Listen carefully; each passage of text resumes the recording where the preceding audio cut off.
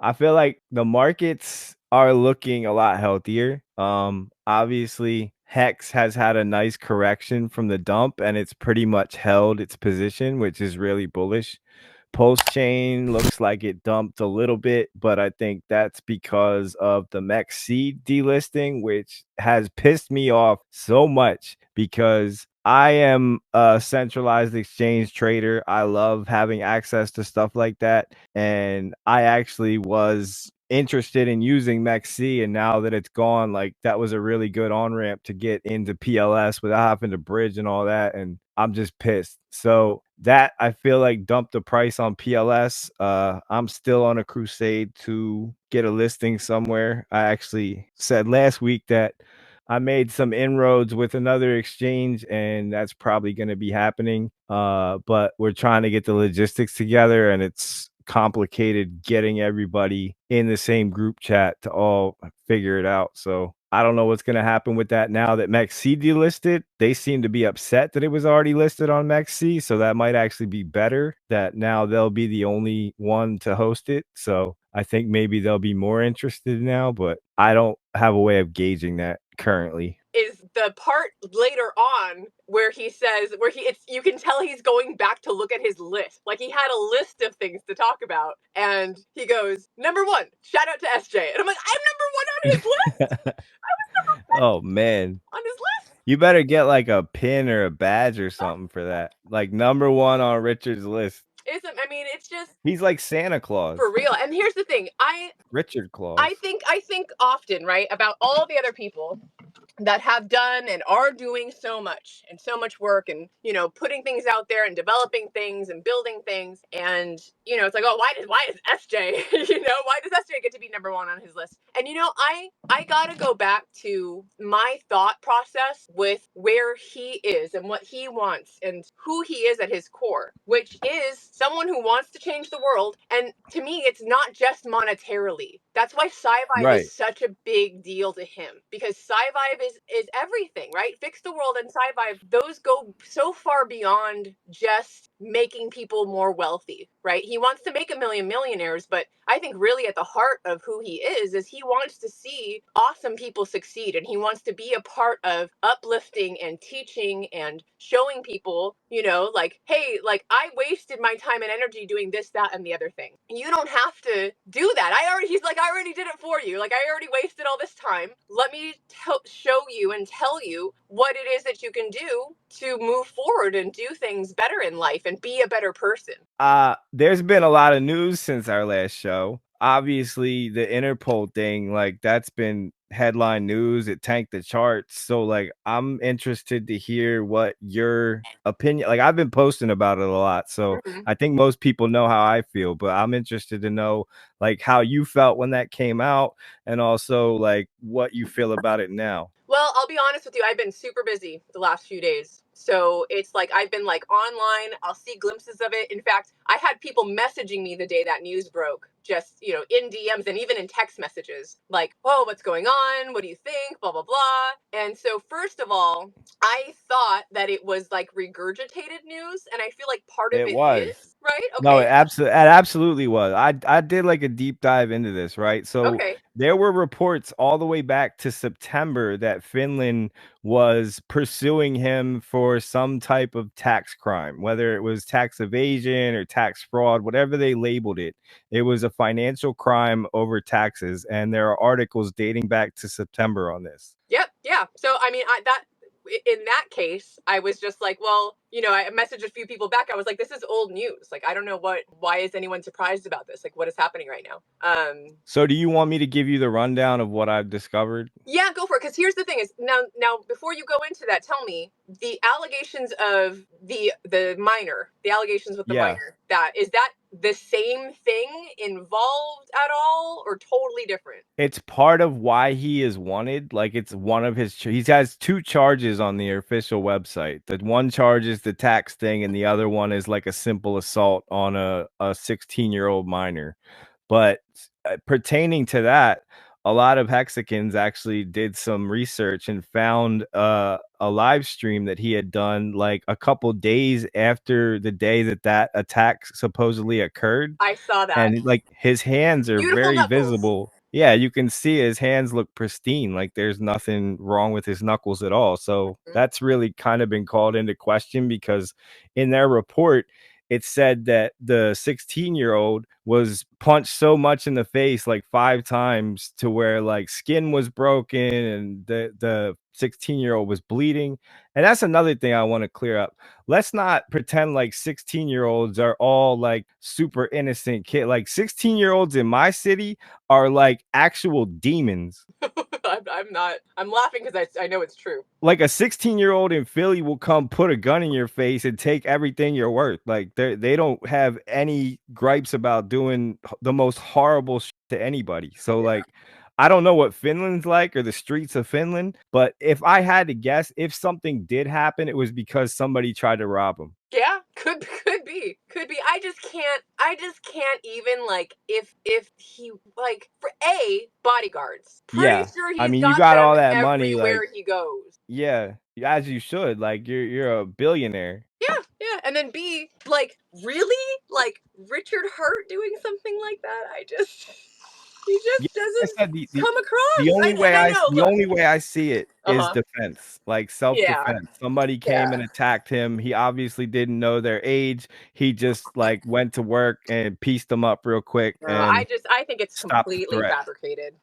I do too, No because way. listen, this is what I was going to get into, right? They did this same similar type of playbook with Julian Assange. They came up with these made up charges to try to, it was Interpol too. And they came up with these made up charges that he raped somebody because they had some type of like physical sexual encounter or something that was consensual. But then afterwards, like the person revoked consent. I don't know. This was years ago, so I don't really remember. But it was some weird like mystery charge like that that didn't make sense. And that was all they could get him on. And that is eventually what led to him being imprisoned, because he was an enemy of the United States. And the United people believe that the United States pressured Europe into detaining and jailing him because they couldn't get him. And then he was supposed to be extradited here. And so I've seen people saying that they think that this could be the US government and the SEC, because they know they're losing their case, that now they've kind of teamed up with Finland to kind of just fuck over Richard. It really That's a just conspiracy. yeah, well, here's the thing, man. Like, it just begs the question, like, what, like, all of the pieces, all these puzzle pieces that are coming together in my mind, right? And again, I've mentioned this to you a couple times because as someone who was here, left, and came back and was like, oh my God, like, look at this thriving community, to have been in this thriving community and, like, just felt so what's the right word? I mean, gate kept, right, is like the best way to describe it. But Yeah. when these kinds of attacks happen, and like, let me speak for myself, right? I feel like because of Sci-Vive and the little glimpses of conversations that I personally have been lucky enough to have when he was working on Sci-Vive, or a little bit like when I was working on Sci-Vive and asking him all these questions, basically, right? Like, his heart, over and over and over again, he shows to me his heart, which is just like glowing. He has a glowing heart to do better and to like, he loves us so much, you guys. Like, the way that he expresses how proud he is of each of us and this whole community, and that, Hex is running flawlessly, 5 years of uptime, right? Pulsechain running 5 years. flawlessly, like all of these things that he's done for us, right, to uplift this community and build up people in general, right? Like, just, yeah, for us, like the Hexicans, right? But yeah, for people, like for the world, really. Like, he's doing this to see the world become a better place. And when you see someone like that who is financially well off, right, has influence and is seeking like that glory and that power, it's this, you're saying it's a conspiracy, right? That's one of the conspiracies. Like, it just makes me sick in a way. It makes me so sick that there are people out there trying to stop goodness from happening. Yeah, and it's not just Richard, right? So like obviously like Roger Ver is a completely different type of personality, I guess you would say, but they're doing something similar to him in the US, right? Like he just did a long interview with Tucker Carlson. Roger is historically a very heavy promoter of Bitcoin and then got involved with, I think it was Bitcoin Cash. I'm not sure if it was Cash or SV, but essentially the US government is coming after him for similar things like about taxes and stuff like that. And, you know, it raises the question, like, why are all these crypto pioneers being targeted? Mm-hmm. And, you know, there's a lot of conspiracy theories behind that because you don't necessarily see it with a lot of traditional like tradfi guys. It's only crypto. Yeah. So is it true that maybe they were doing some stuff on the tax front that, you know, pissed off some governments and they weren't paying their fair share? I don't know.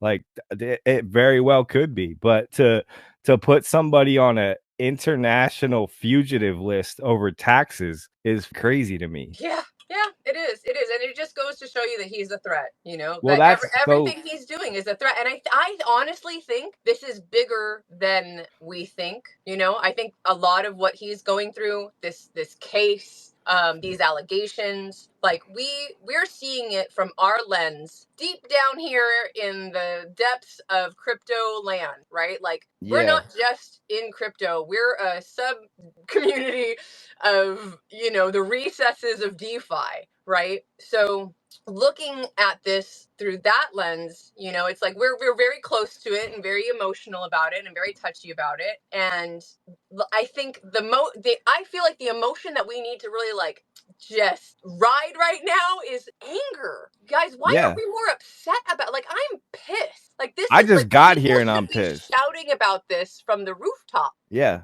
I just got here and I'm pissed. So Mhm. like I don't understand how you got like a lot of people like that have been here for years aren't like 10 times more pissed than I am cuz Yeah. like this shit makes me so like I hate corruption. I hate like government control. I hate just when like they start picking people off and censoring people. That's the whole reason I got into uh blockchain and DeFi and all that because it's like the medicine for that. Yeah, yeah, absolutely. And they don't want to take none of that medicine. They don't. No, They don't that's what think I'm they're like. sick. We're fighting these like decades to centuries long institutions, and if you think they're just gonna give up without a fight, like you got another thing coming. Yep. Yeah, and that's why I'm saying, like, you know, it's a little daunting, right? When you really kind of zoom out and think about the implications of Hex being a better Bitcoin, and you know the fact that that it's been working, and there are already millionaires that have been made thanks to this 100% complete, wonderful uptime product. You know, like who's to say that this can't be the financial vehicle that we've needed and wanted? Do you know how I know how full of shit they are? They went after Hexologist and his wife and Right? tried to say that they are part of a securities fraud and were paid to promote Hex. It's ridiculous. They because here's the thing: is they're used to that, right? Because that is most of crypto. Most of the bullshit, you know, crypto world out there is we make a coin, we take your money. That's a lot of it. So it's to me it's kind of like, how do I want to put this? Almost like the ball. I mean, not only that the ball is in our court, but like we kind of got lucky. I don't know what I'm trying to say. Like the fact that they thought that they were going to come up against this easy. They thought it was going to be an easy fight. They thought they were just going to find another scammer. They thought they were just going to find, you know, another coin that is a pump and dump, and that all these people are here because they got paid by this company. Yeah, Right? There's no company. There's no CEO. Like none of that exists here. We're doing this out of the love of our hearts and the excitement right. of our lives because it's an exciting, awesome thing, and we want more people to be a part of this. And that's the like I was talking to Hexo behind the scenes and he was almost he like it's really like impacted his life negatively. Like he's super stressed out about this because he didn't do anything wrong and he's a good guy. He's a veteran. Like Yep. he hasn't done anything wrong at all other than talk about something that he's passionate about and he loves. And he was basically like kind of like laughing it off with me like in DMs saying, why would they pay me a bunch of money to promote Hex when I didn't even have any followers? like when he started, he didn't have like a platform or anything like that. He just talked about it because he loved it. Yep. I feel, and it's the same with a lot of us, right? Like when it comes to and you might know more about this than I would, because I came into crypto through Hex community. So that's where I've stayed. I have not branched out. The only other mega influencers I know of at all in the crypto world are those that either ignore the shit out of us because and we troll them about it, or people who have come and gone, right? Like BitBoy, Altcoin Daily, Ran, right? I know, and with Crypto Wendy, I only know these names because I'm in this community. So I'm sure. I got a quick question. Yeah. Who's the best mega influencer you know? Mega influencer? You can say me. It's okay. Like those. Well, obviously you. Thank you. 100%. Because I mean, that's the thing, and that's kind of the point I was getting to, is when you compare a lot of the influencers / content creators in this community, and you compare them to someone like BitBoy or like people that have. And I guess that's this is kind of the question, is right, like what's the big gap, like how many followers does someone like Ran have on YouTube versus like Crypto Coffee, who does all the YouTube all the time? Yeah. And like I know there's some people in Hex who weren't part of like the other crypto ecosystem, and like when a BitBoy comes, you get all excited. And I don't want to like really throw anybody under the bus in terms of other influencers, but like most of these other people, like they have some very shady and questionable associations in terms of like, are they disclosing that they're paid to talk about things? Right. So like most of them, actually all the names that you mentioned, I know for a fact are paid tens of thousands of dollars to promote things, but they get promoted in a way to where you don't realize it's a promotion. Right. Yep. And that feels, and that's wrong. Exactly. Yep. It's not transparent, and it's not real even, it's like, right, most of the time this person is talking about this thing because they already bought it, then number go up, then they take their profit, bye. You said that Mexc delisted us? Yes, they're delisting PLS, and the hex that they had listed was EHEX. So I mean, we're not getting into that discussion, but they didn't even have Pulsechain Hex listed. Wow. Crypto Coffee is the one who I found out he led the charge on that apparently, and raised like a lot of the money. It was the Pulsechain Foundation, which he is a part of. Okay, he told me that he had a lot to do with it and did a lot of like he's part of it's him, Kalen, and Marlon Williams. They're all part of the Pulsechain Foundation. Yeah, so he was pretty upset about that because obviously, they basically stole the community's money. Yeah, like we paid good money to get listed there, and then they just delist for some arbitrary bullshit reason because there's no lawsuit against Pulsechain. There's no issue with Pulsechain. It's one of the top blockchains in the entire crypto ecosystem. Yeah, that nobody knows about. So why are you delisting it? Like it doesn't even make sense. Yeah, man. So do you think that was in reply to the charges? Was it before? It had or after? To be. I mean, no, it was after. The timeline it lines up, but even that, like Richard's charge has nothing to do with Hex or Pulsechain. It has to do with not paying taxes. Yep. So like that doesn't even make sense. Like they probably just been waiting to delist, and they wanted a reason. And I don't know. I saw somebody replied to me earlier and said that there was an official reason. This was just an hour before the show, so I didn't get to find out what it is. But yeah, I mean, it's really disappointing because there are people, like I've had people come to me and be like, dude, that was the only place that I would buy Pulsechain, or that was the only place that I could trade or on ramp or whatever. And now it's gone. It's not the only place though. Let us show you the magical world of DeFi. Well, yeah, I know, but like, here's the thing, right? And I'm not gonna get super in depth on this, but like when it dumped the other night and everything got congested, I lost a ton of money just trying to bridge in and trying to swap, and like I genuinely don't like DeFi. Like I don't like swaps. Yeah, I don't like swaps. I don't like bridges. Like give me my centralized exchange where I can just add tether and trade in the pair and get what I want and pull it out. Like I'm old school like that. Sure. I just want there to be a DeFi way for that magic to happen, Well, yeah, that's the ultimate goal, right? But in the meantime, when I'm losing $60 on a transaction trying to buy a token, it's like, what am I doing here? It would have cost me 2 cents on Mexc.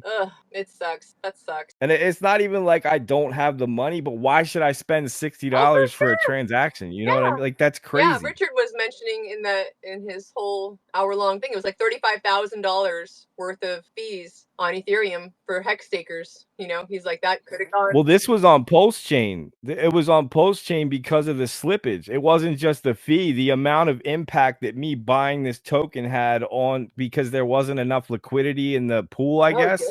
I'm not going to say what coin because I don't want to, speak negatively about them, Yeah. because obviously I was buying it. Like, I like them. I want that token. But like, it just, I ended up losing like 10 or whatever in the bridge, and then like another 50 in the slippage to just trying to buy something on Pulsechain. Ugh. No bueno. That's no good. So yeah, I'm with you. Like, I want DeFi to be seamless, and I want it to be cheap, and I want it to be fast, and I want it to be very easy for even like your grandma to use. But unfortunately, it's not there yet. It's not there yet on ETH. It's not there yet on Solana. It's not there yet on Pulsechain. Like, there's a whole lot of innovation that still needs to happen to get it to where like a centralized exchange is, Yeah. or a true like bank on ramp and stuff like that. Like, what's the one, the Pulsechain one, Coast? Yeah, Xerox Those guys are Coast. Yep, cool. they are doing great. I actually just got my sister onboarded using them, and that worked out really well. I'm actually going to try and do a tutorial for that because I need to do it myself, to be honest with you, because it seems like it's a better off ramp than what I'm currently using. So Yeah. yeah, no more third party. I like simplicity, right? Because we're all passionate about crypto, so we'll jump through the hoops to make shit happen. Yeah. But the regular Joe on the street isn't jumping through all these hoops, and that's keeping people away from buying these cool assets that we're so passionate about. Yeah. Yeah. I know you want to, and she, because she kind of needs it right now. She's hurting, but I'm like, look, if you sell this now, you are gonna kick yourself in 6 months. Like, this is not the time to sell this stuff. So we're gonna hold on to it. I'm gonna hold your hand, and we're gonna make it. It's gonna be okay. Like, and then look at the recovery from that. Yeah. Like, I feel like we're up higher than we were before the news, or am I tripping? It's getting there. Okay. I'm looking at the chart right now. Like, Okay. it's like probably, I want to say like 80% back to where we were before the dump. Okay. Something like that. There you I'm go. not measuring it with like the tools, but Yeah. just visually looking at it, it's getting up there. There you go. But here's the thing, right? Because usually when it bounces like it just did, like how it went back up, usually it'll come back down and retest the lows, like where it went down to. And I'm not seeing that, at least yet, which is a really positive sign, right? Like, it got bought up really quick, and now it's getting back up to where it was pre-dump. And if it doesn't go back down and retest, that's an extremely bullish sign. Well, and speaking of extremely bullish things, right? I think Richard mentioned this in his stream. The price of Hex, like, it's still way up, like in comparison to Yeah, it's up coins and 7x. things and dead projects. Like, there are so many people that are still, like, if Hex just stayed this way, there's a whole group of people that are going to be fine. Like, I'm Yeah, not it's done staggered a necessarily, 7x. but like it didn't just tank or anything. Like, it didn't. No. There's no rug pull. No, here's the thing. I've been saying this for a while. It at the highs, like from the recent lows of this bear market to the highs that it just made before the dump, it's up like 7 or 8x, which is really good. And that's pretty consistent with what we've seen from a lot of the other major coins in the market. And I think definitely there's a lot more room for it to grow in a proper bull market that like just starts going crazy. But yeah, like you said, like it did all that with Richard still having his SEC case, which is even more impressive. Yep. And without him being out here yelling at the top of his lungs about how wonderful it is, So what do you make of that, right? Because everybody's been saying, like, where's Richard? Why isn't he live streaming? And then he comes out with this recorded video, but he's not on video. And like, obviously, I feel like he wasn't live streaming, so he didn't give ammunition to the SEC. Like, that's what seems most logical to me. So do you think that the Christmas video was just his way of touching base with everybody, and while not putting himself in harm's way of saying something that could be used against him? For sure. Yeah, 100%. I mean, I I'm 99% positive that that is absolutely the reason he's no longer streaming.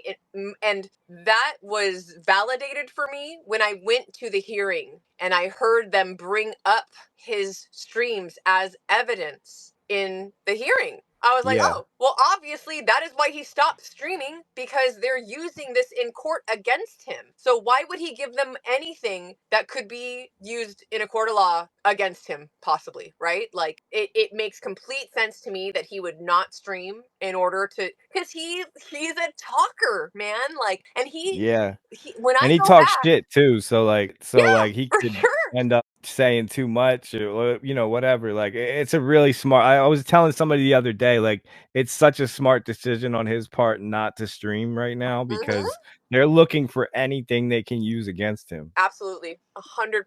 And I mean, and to people who say, "Where is he? He disappeared." Blah blah blah. I even had someone think that his ex tweet or his ex postings are an imposter, or there's someone running his account, or that someone else is running other accounts that are him. Or y'all, it's Yeah, people are gonna run with shit like for that. Like, sure. I mean, because I think a lot of people cannot comprehend the challenge that this is for him, or like the fact that this is not what he wants to be doing. Like, a lot of people no. are angry about it, and No, but he's playing chess. for Like he's sure, doing the right thing. This is probably what his lawyers told him. It's probably, exactly. he's probably smart enough to know anyway without the lawyers telling him. But I guarantee you, they said you cannot live stream. Yeah. They're going to be watching and picking things out and taking them out of context and using it in court. Yep, everything. And that, that is what's the word I'm looking for? That's also validated in the subpoenas that are going out to the content creators, It's cuz crazy. they're looking for anything, any communication with Richard, or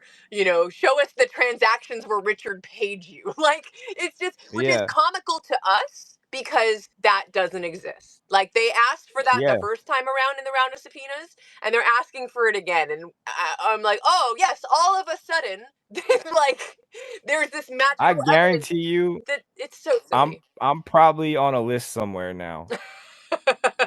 No doubt. Yep. I mean, if I was probably already on a lot of other lists, but now I'm on a hex list somewhere. Yeah, I'm sure, man. Like, because they want to come at anyone that's, and I feel like, you might be all right because you haven't been, like, deep in our trenches for a while, so they may have missed you, like, or you may have just missed Yeah. them. But I feel like you would be one of the easiest targets because you also do paid promotion, so Yeah, like they would I come just at want to let you. everybody in the I want to let everybody in the audience know so we're absolutely clear. I'm snitching. I knew it. I knew No, Thanks, I'm appreciate just it, man. kidding. Well, this is my sixth one, so You've gotten them too? I've gotten 6 of them. What the They've been reaching this whole time, and they've never found anything. There isn't anything. That's the thing is that they ask for stuff that we don't have, because the It doesn't brilliance exist. of Richard is that he was sure. I make fun of it. I make light of it. I say, man, look, I've been around the world. I've been shilling hex and talking to people about it since the beginning. And Richard hasn't even so much as thanked me. And Yeah. when I say that, I say that as kind of like a little dig, but really what it is it's brilliance, because Richard knows the people that were out there exposing themselves couldn't have contact with him, couldn't have anything to connect us to anything that would show that we were being paid to do this, so that he protected us. Yeah. And I appreciated that, and so once again, the brilliance of Richard Hart is that he understood what was going on. He's always 5 steps ahead of the game. He plays 3D chess, and he's covered all the bases. So when you guys are talking earlier about the lawsuits that are coming out right now, or the injunctions, or whatever they're trying to do, they fall on deaf ears when they hit me, because I know that, first of all, no, look, anybody's capable of getting into a fight, hurting somebody, whatever. Like you said, a kid could have been trying to rob them, or I don't know what. I don't know any of the Yeah. circumstances, whether it's a lie, whether it was some kind of incident or whatever. I don't know, but it's just not in Richard's character to be that type of a person that's just going to Right? go out and like try and do that to somebody. And then I don't know the circumstances. And then of course, all of this, look, I am the least most conspiracy theorist guy out there. I don't believe in conspiracy theories, but being in this ecosystem and in Richard's ecosystem for the last 5 years plus, the shit that comes down on us that doesn't come down on others, the way we're Yeah. treated, the way we have to walk on eggshells when we go to these crypto events. This last one was very good that we went to in San Diego. The Edge Yeah, Wallet Edge Wallet, one. man. Yeah. Shout out Edge That Wallet. Yeah, was we a just talked about that. shout out to Edge We Wallet. talked about that last week on the stream. And That's awesome. yeah, but I mean, I've been to some of these where I just get accosted. Like I have to carry everywhere I go because I don't know what the heck's going to come out the woodwork with some of these people, you know? Damn. And it's like, you know, they come at you sideways. They've got these preconceived ideas of what hex is, and they really don't know. Like literally the No. last one I went to in LA, the woman was accusing us of being a Ponzi. And like she was adamant about it. She was adamant, like you guys are a Ponzi, and you know it's network marketing, it's MLM. And I go, what are you talking Jesus about? Christ. It's not MLM. You don't know anything about what you're talking about. And so Yeah. that's the problem. It's the disinformation, the uneducated, I'm just going to listen to the status quo where the guys like Rand and all them are talking shit and saying things that people listen to, and and it ends up turning you repeat a lie long enough and enough, it starts, people start to believe it, and that's where we've ended up here, is where people are starting to believe the bullshit that's out there. And I mean, it's been forever. Here's the like thing, that. right? I think it's important to note this, right? Like what you're saying is 100% correct. But a lot of the people that are like putting these lies out there know what they're doing and they know better, right? Yes. So it's intentional on their part. Yeah. They're intentionally lying to destroy Richard or destroy Hex or whatever it is. And they've been in crypto for long enough to know better that this is not a scam and that it's not all the things that they claim that it is, or whatever they're saying to bash it. They know it's not true. Yeah. Like that's so intense to me to think about that. Like to be that attacked. That's intense. Well, okay, so I've had a lot of experience with the Bitcoin maxis, right? Because I totally forgot that he was going to call it Bitcoin Hex originally, and now I understand why those specific people came for his head, because Bitcoin to them is their religion, and by him taking that name, they viewed it as an attack on their religion and belief system. And these are the people that believe that no other coins should exist, right? So to them, like that, it kind of kicked the hornet's nest in a way. And I think I've interacted with these people because I've been very vocal about a lot of the issues with Bitcoin from my personal platform, and I've been attacked by them too. And I know their tactics, and they like to do a lot of misinformation and smear tactics and stuff like that. So it doesn't surprise me at all that these people have been like downright disgusting with the way that they've tried to like other him and push him out. But I think a lot of it's originally stemmed from that. Yeah. Did you know that, and I didn't, okay, you both probably knew this. I did not know this until very recently, that Richard, anyone who traded Bitcoin for Hex, and I might be saying this wrong, but they had to hold for a year. Yeah. They had to hold. So nice. when you, I love it was called a free claim. So the free claim was, before the big payday, was any Bitcoin that you have, you got, I think it was 10,000 hex is what it was per Bitcoin. So it wasn't a lot. But it once you free claimed it, it automatically was staked for 1 year. And that really pissed them off. That kind of got them like steaming that, oh, he's just manipulating us, making us stake it, and then he's going to rug pull it, or whatever. But it was a free. But that's the opposite though, right? Because like if you just give out a bunch of free tokens and people have access to them right away, they're going to dump them. So he was actually protecting the chart and the market by locking up the early investors to where they couldn't just market dump on all the new buyers. Yep. And he did the same thing to them on big payday, because another way he protected the stakers is that the OA, the originating address, staked a monster stake, sucking up all of the extra Bitcoin. So the way the adoption amplifier ended and big payday happened was all of the unclaimed Bitcoin the hex, all the unclaimed Bitcoin against hex, the hex that was left over from the unclaimed Bitcoin, because there was a certain amount of Bitcoin out there that could free claim.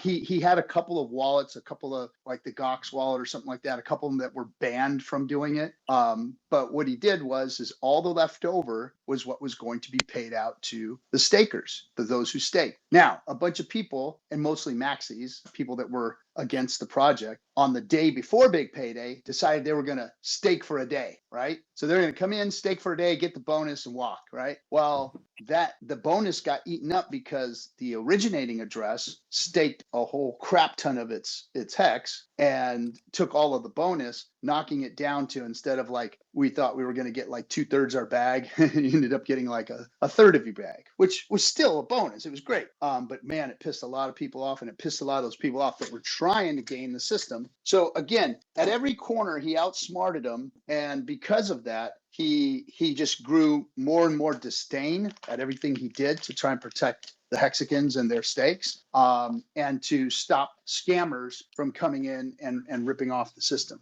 He was really smart about the way he did things. Yeah, because we saw a lot of that, right? Like, people, I know there's probably people in the crowd that did airdrop farming or were in the ICO craze. And a lot of these allocations that people would get early on would just end up dumping the price and like everybody over. It was almost like a rug, but it wasn't a true rug because it wasn't coordinated. It was just like there was too many tokens given out for free and everybody just tried to cash in all at once. And it destroyed the whole token. Over and over and over again, we've seen that. So I think glad I Richard missed coming that from part. that. Not Yeah, gonna lie. I mean there was definitely some positives to that. Like a lot of people did get rich off certain airdrops or ICOs. Like it's a learning experience. But I think Richard was a part of all that. Not that he had one, but he lived through it with me and everybody else. And I think he used that knowledge to kind of make his allocation and distribution of hex better. Yeah, for sure. Most definitely. Let's keep doing that. Well, yeah, that's what I was gonna say this while RG was talking, but I didn't want to interrupt him. And I don't want this to come off the wrong way because obviously Richard's awesome and he's amazing and he's the reason why a lot of you are here, right? But it was never intended for this to need Richard to succeed. And I feel like that's a mentality that a lot of people have kind of gotten to, where like we need Richard streaming, we need Richard supporting, and he created these tools to where we can succeed on our own. And it's up to the community to kind of take the torch and run with it and just make this the best thing on the planet. Right now, that's not negating anything that Richard said or done or anything like that. But what I am saying is you can't rely solely on Richard. You need to kind of pick up the torch and run for yourself too. Well said. I agree wholeheartedly. I really do. The thing I loved hearing Richard say over and over again when I go back and watch his streams is that the community is what he's the most proud of. And yeah, again, that's why I think SciVibe got the shout out, because it's building a better humanity around you. And hearing him talk about how much he loves being around his friends and people. And I love that RG touched on this, right? Like he had to cut so many people off. He had to, like, imagine someone with a heart like that having to, see messages and hear hard questions from friends, from people that you've grown with and you care about, and you guys have, I can't speak to that because I wasn't there at that time, right? Like back when all this was like starting. But there's so much to look forward to, y'all. Like we have such a bright future ahead, and I loved hearing Richard say it. We are so early. Yeah. Everything you're doing right now means so much. Keep that in mind. You are making a difference. You are making a difference by being here and showing up and doing what you do, because I can't do what you do. And here's the other thing I'll say, right? Like Richard could literally disappear forever tomorrow. And the beauty of blockchain is that what he created will live on forever. And that was the point that I'm making, in that he gave us these tools for wealth creation and for like societal growth and all that will outlast him. And that's why I'm saying what I'm saying in terms of like we don't need Richard to be successful. Obviously, we want him here. We want him talking and all that. But let's look at just for comparison to prove to you that it's possible. What is the best performing crypto asset in history? It's Bitcoin, right? I don't think anybody would disagree. Like, Bitcoin has the highest market cap by multiples. Like, it's over 100,000. It's